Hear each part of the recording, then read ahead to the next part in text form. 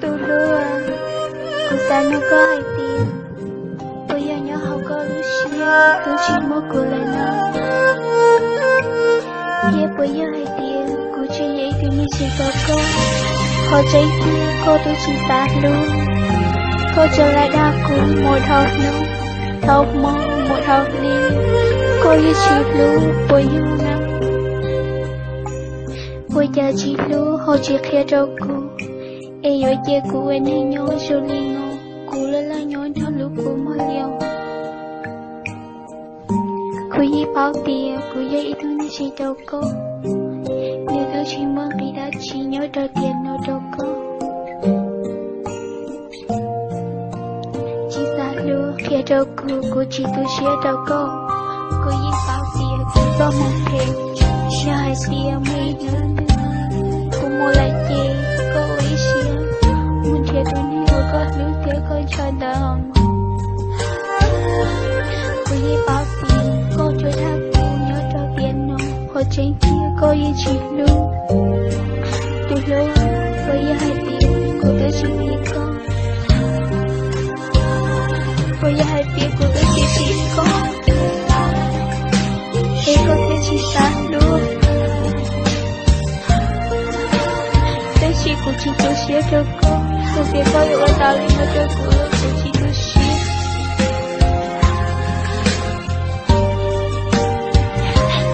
Tôi yêu một lại mà nhớ con nữa.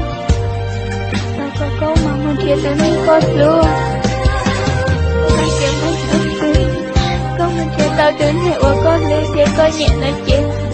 Có chỉ thâu ở đó nếu tôi xía dạ thì khâu ở đó của. Có một thứ tao như lấy chứ. Chú có lúc xe còn đi. Lúc rồi nữa. Lúc nào cũng như tôi hiểu có chỉ ta lúc. Chả mấy nữa cứ em. Lúc họ chỉ ta lúc có. Nhưng có chỉ ta lúc của. Chỉ nào cũng có một thể gì. Cô yêu quý xế cho con. Tới khi cô yêu chỉ lỡ lấy cô lòng. Ra hãy cho cô yêu lúc có cố lo lắng. Lời của yêu chỉ thở lời khi lời tiếng. Đã hai tiếng của yêu chỉ phải dạ đâu có. Em muốn nông em yêu yêu sư lý chỉ muốn là người đất chỉ. Lời của chị tôi xuyên. Thọ có mỗi có lưu nên cỡ rồi rồi. Nhưng mà liệu ấy xuyên từ lưu. Cô yi bao tiền của tôi một thể.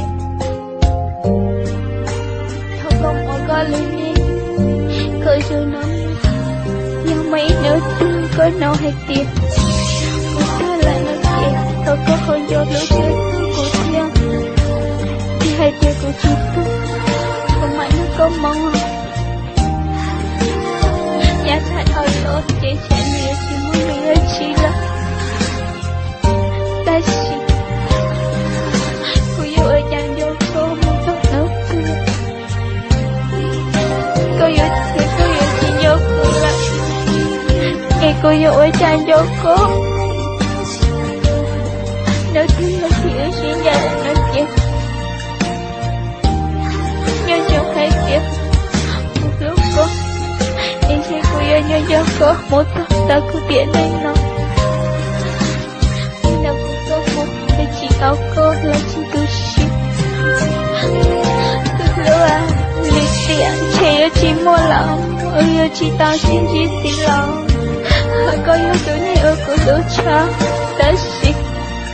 Chế yêu chỉ tao xin chỉ lấy chị. Mà mua con nữa. Muốn chết muốn có lý thế có nhẹ nơi em. Có thiết xa luôn rồi nên có thể chỉ cho yêu lý có chỗ cửa. Tao có chỉ thôi cho lý có xin. Nhà lý có ở chỗ cửa. Nhà hai tiếng mấy đứa xin. Có nói hai tiếng. Tôi biết giờ thật đó là có ta lưu ý cho. Vì mùa này luôn luôn nhớ. Chỉ nhớ lên xin, chỉ nhớ lên xin. Là chỉ thơ có hồ lưu xin. Chỉ có hồ chúa thơ nổi tiếng. Chỉ có một ta lưu nên chẳng lại là chỉ ra có lưu xin. Hai tiếng có mùa lưu nên. Em lưu chỉ lưu có, lưu có tu xin này.